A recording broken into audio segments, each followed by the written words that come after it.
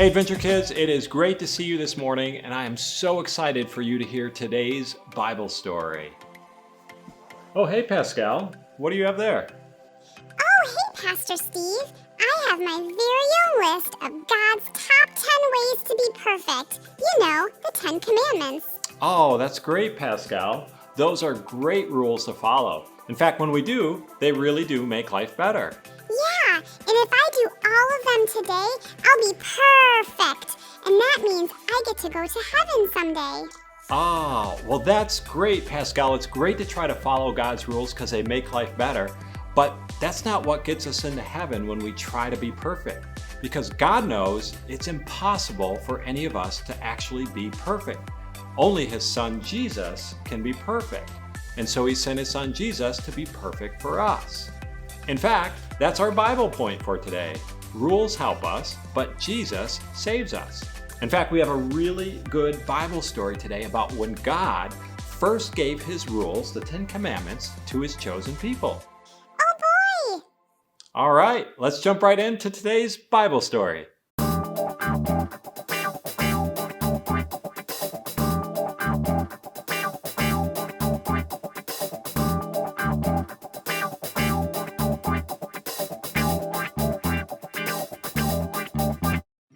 So there they all were, grannies, granddads, babies, uncles, aunts, children, moms, and dads. Out there in the middle of the desert, they had blisters from all of the walking. They were hungry and thirsty and much, much too hot. We don't like it. They said. It stinks. And so did they, for that matter, because no one had taken a bath in weeks.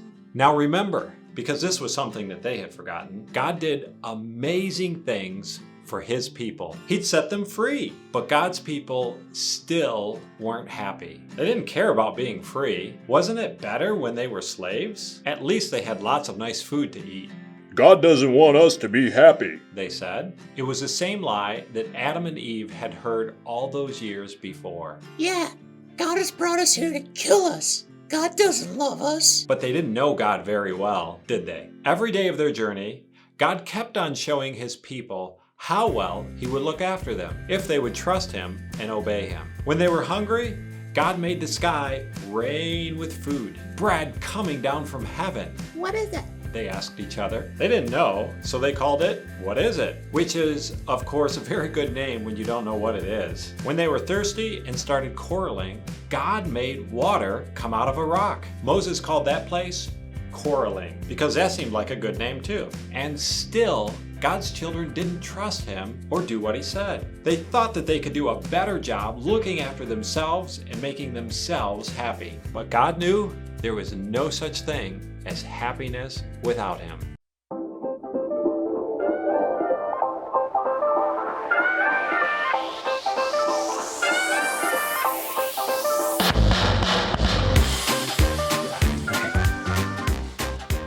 What's a bubble's favorite type of music? Pop music. That there was funny. What do you say to a monkey with bananas in their ears? Nothing. He can't hear you. Why'd you laugh? What did the traffic light say to the other traffic light? Don't look. I'm changing. You know you like that one. That was funny. Very funny. Albert out. Peace.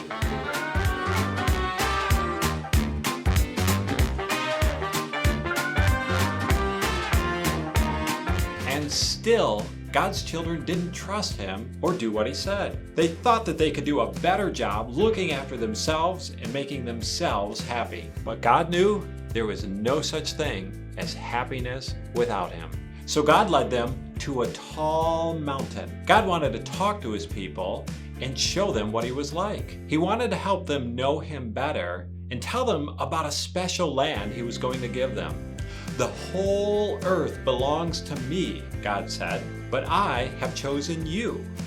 You're my special family. I want you to live in a way that shows everyone else what I'm like, so they can know me too. So God called Moses up the mountain. The great mountain shook. A thick cloud fell, thunder roared, lightning crackled, and God gave Moses 10 rules called commandments. I want you to love me more than anything else in the world, and know that I love you too, God told them. That's the most important thing of all. God gave them other rules, like don't make yourselves pretend gods. Don't kill people, don't steal or lie. The rules showed God's people how to live and how to be close to Him and how to be happy. They showed how life worked best. God promises to love you and always look after you. Moses said. Will you love Him and keep His promises? Oh, yes, we can do it. Yes, we promise.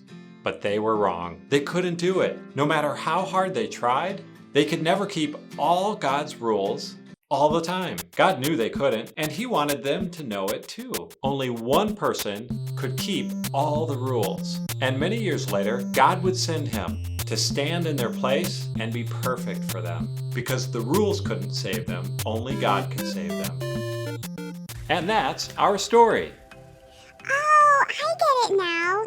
The reason we should try to follow God's rules is because they make life better. But following rules isn't what gets us into heaven. It's believing in God's Son, Jesus. That's right, Pascal. It's impossible for any of us to be perfect. Only Jesus is perfect. But rules help us, and Jesus saves us. Phew! I am so glad I don't have to try to be perfect and that Jesus came to save us. You know what else I love about Jesus? What's that? He created cheese. Yummy! All right, have an adventurous week, everyone.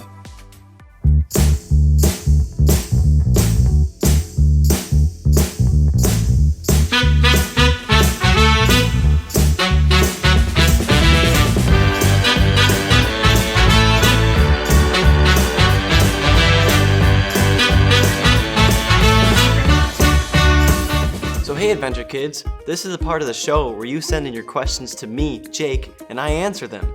So let me grab my mailbag.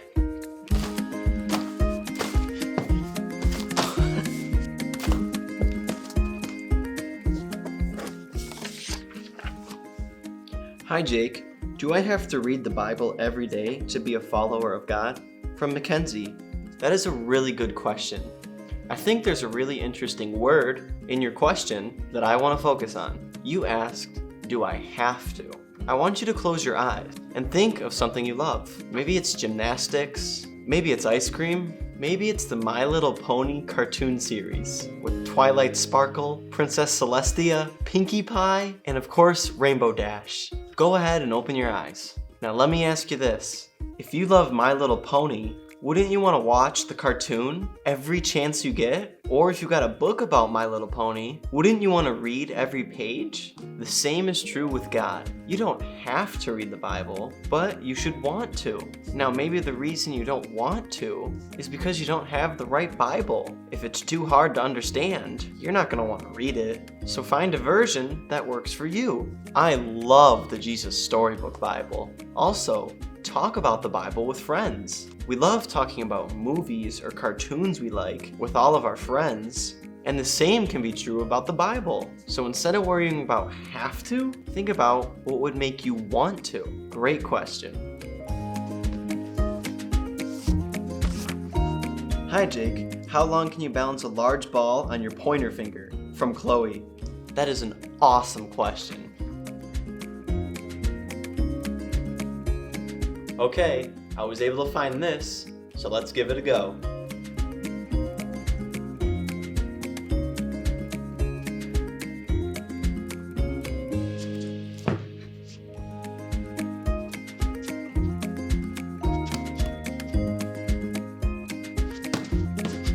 Obviously, I don't have a career in this, but let's see how you do at home or in the class.